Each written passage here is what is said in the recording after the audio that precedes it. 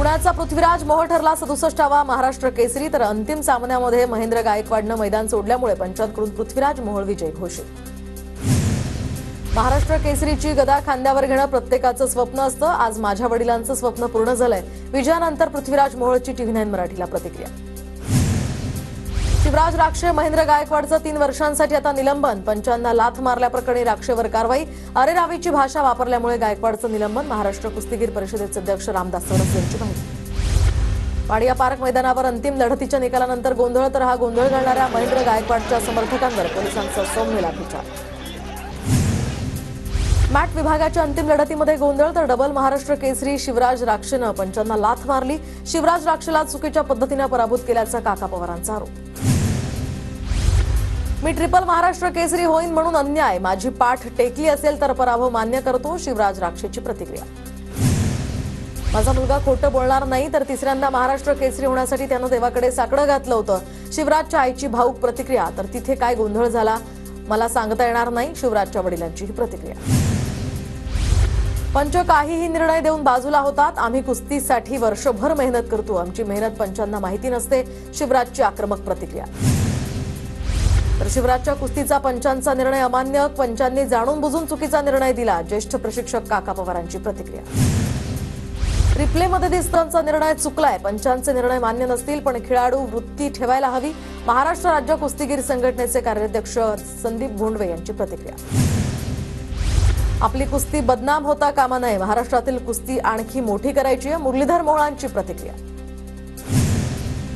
राजकीय कुस्ती आणि कुस्ती यात फरक राहिला नाही, मातीत कुस्त्या होतात तशा राजकारणात देखील होतात। राम शिंदेंची प्रतिक्रिया। तर आम्ही कडक धर्मांतर विरोधी कायदा आणत आहोत। महाविकास आघाडीच्या काळात तुमचे अब्बा होते, आता मस्ती नको, भोंगे नकोच, हा पाक नव्हे। नितेश राणेंचा हल्लाबोल। माझ्याबद्दलचा संशय म्हणजे राजकीय चाळे, कुणीतरी सकाळी सकाळी बोलून वाद लावण्याचा हा प्रयत्न करतोय। एकनाथ शिंदे आमचे नेते आहेत, ते देतील ते पद मान्य। राऊतांच्या दाव्यावर उदय सामंतांची प्रतिक्रिया। शिंदे गटाच्या 20 ते 25 आमदारांवर फडणवीसांचं नियंत्रण, तर आमदार एकनाथ शिंदेंसाठी नाही तर अमित शहा आणि फडणवीसांच्या सांगण्यावरून सुरतला गेले। संजय राऊतांच्या दाव्यांना आता खळबळ। आसाम, हिमाचल प्रदेश सारख्या ठिकाणी जमिनीचा तुकडा विकत घेऊ शकत नाही, मात्र महाराष्ट्रात का मोकळीक दिली जाते? राज ठाकरेंचा सवाल। तर राज ठाकरेंनी जमिनीच्या बाबतीत जो मुद्दा मांडलाय तो योग्य आहे, सरकार त्या संदर्भात निश्चितच कारवाई करणार। उदय सामंतांची यावर प्रतिक्रिया।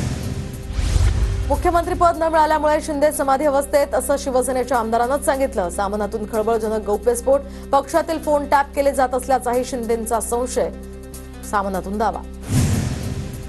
संजय राऊत हे खोट्या आणि दिशाभूल करणाऱ्या बातम्या देतात, एकनाथ शिंदे चांगलं काम करतायत। नारायण राणेंचं प्रत्युत्तर। मुख्यमंत्रीपदासाठी शिंदे काही हापापलेले नाहीत, उठाव करत असताना शिंदेंनी मुख्यमंत्रीपदाचा विचार केला नव्हता। योगेश कदमांची प्रतिक्रिया। तर मुख्यमंत्रीपदासाठीच ठाकरेंनी काँग्रेससोबत हातमिळवणी केली, तर त्यांना पक्षाशी काहीही देणं घेणं नव्हतं, अशी ही टीका। आरोपींच्या मानसिकतेबद्दल वक्तव्य करण्याआधी आमची बाजू जाणून घ्यायला हवी होती। नामदेव शास्त्रींसमोर वैभवी देशमुखची कैफियत, देशमुख कुटुंब भगवानगडावर। माझ्या वक्तव्याचा चुकीचा अर्थ काढला गेला, आरोपींचं समर्थन करत नाही। देशमुख कुटुंबाच्या भेटीनंतर नामदेव शास्त्रींची प्रतिक्रिया। बीड पोलीस अधीक्षक ऍक्शन मोडवर, तर अवैध वाळू तस्करी बंद करा अन्यथा हद्दपारी आणि मकोकाची कारवाई। 51 वाळू तस्करांना कार्यालयामध्ये बोलवून इशारा, तर 26 जणांवर प्रतिबंधात्मक कारवाई। अशोक चव्हाणांची ताकद वाढली असेल तर आमची देखील ताकद वाढली आहे। राज्याचे नेते असताना एकाच मतदारसंघात अडकून पडावं लागतंय। हेमंत पाटील यांची अशोक चव्हाण यांवर टीका। काँग्रेसचे सुनील केदार आणि भाजपचे परिणय फुकेंची गळाभेट, शंकरपटानिमित्त नागपूरचे दिग्गज नेते एकत्र। भंडाऱ्यातील पिंपळगावमध्ये भव्य शंकरपटाचं आयोजन। जीपीएसच्या पार्श्वभूमीवर आरोग्यमंत्री प्रकाश आंबेडकर आज मुख्यमंत्री फडणवीसांची भेट घेणार, तर पाणी दूषित करणाऱ्या घटकांवर कारवाई करण्याच्या आरोग्यमंत्र्यांच्या सूचना। वादग्रस्त प्रशिक्षणार्थी आयएएस अधिकारी पूजा खेडकरच्या आईवडिलांच्या नावावर असणाऱ्या मालमत्तांची आता माहिती द्यावी। अहिल्यानगर जिल्हा प्रशासनाची राज्याच्या नोंदणी महानिरीक्षकांकडे मागणी। पूजानं बोगस नॉन क्रिमिलियर प्रमाणपत्र जोडल्याचा संशय। अभिनेत्यांना पुरस्कार मिळतो आणि आम्हाला तिरस्कार मिळतो, राज ठाकरेंची विश्व मराठी साहित्य संमेलनातनं खंत व्यक्त। तर आपली भाषा आपणच वृद्धिंगत करायला हवी, आपण मराठीतच बोललं पाहिजे, राज ठाकरेंची पुन्हा कणखर भूमिका। तिसऱ्या विश्व मराठी संमेलनाचा समारोप पुण्यात पार पडला, तर राज ठाकरेंच्या हस्ते अभिनेत्याला रितेश देशमुख यांना कलारत्न पुरस्कार प्रदान। याचवेळी मंत्री उदय सामंत, केंद्रीय राज्यमंत्री मुरलीधर मोहोळ, अभिनेता सयाजी शिंदेंची उपस्थिती। मंत्रालयात आता चेहरा दाखवूनच प्रवेश मिळणार, तर फेस डिटेक्शनवर आधारित FRS तंत्रज्ञानामुळे मंत्रालयाच्या सुरक्षेत वाढ होणार। शासकीय कर्मचारी आणि लोकप्रतिनिधींना आवश्यक नोंदणी करावी लागणार।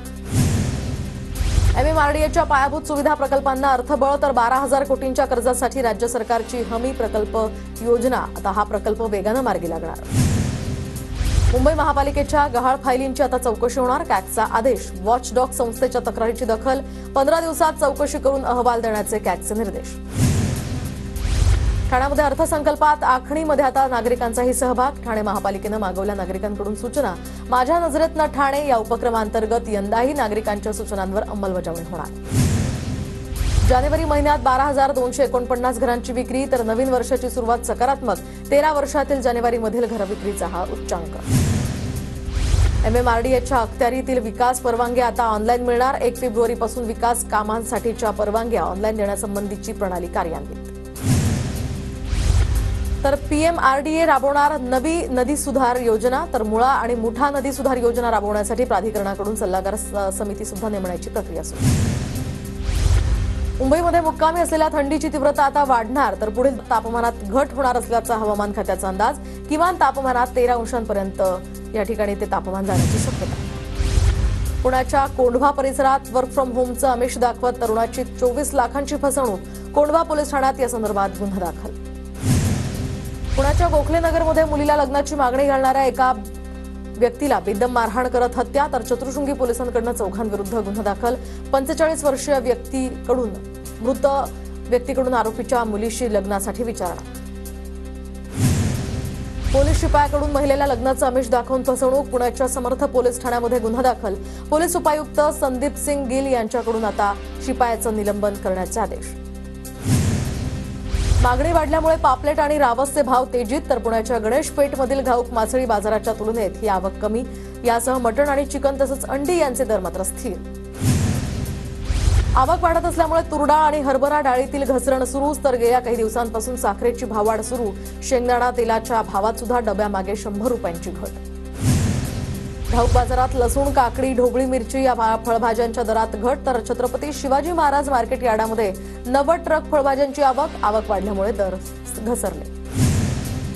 नंदुरबार जिल्ह्याच्या सातपुड्याच्या दुर्गम भागामध्ये इंटरनेट सुविधा नसल्यामुळे नागरिकांची तारांबळ। बँकेचं आणि शासन योजनेपासून या ठिकाणी आदिवासी नागरिक वंचित।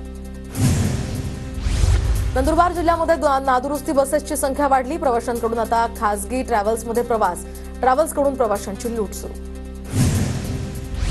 नंदुरबार जिल्ह्यामध्ये पपई तोडणीला वेग, तर पपईला 20 रुपये किलोचा दर मिळत असल्यामुळे शेतकऱ्यांमध्ये समाधानाचं वातावरण। नंदुरबारमध्ये तापमानाचा पारा वाढला। तापमानात वाढ झाल्यामुळे आता पिकांना फटका बसण्याची शक्यता। गहू आणि हरभरा पिकांना फटका बसण्याची दाट शक्यता। जळगाव रेल्वे स्थानकावर व्यापाऱ्याला मारहाण करून लुटणाऱ्या तिघांनाही पोलिसांकडून अटक। पोलिसांकडून CCTVच्या आधारे तिघांना अटक केल्याची माहिती।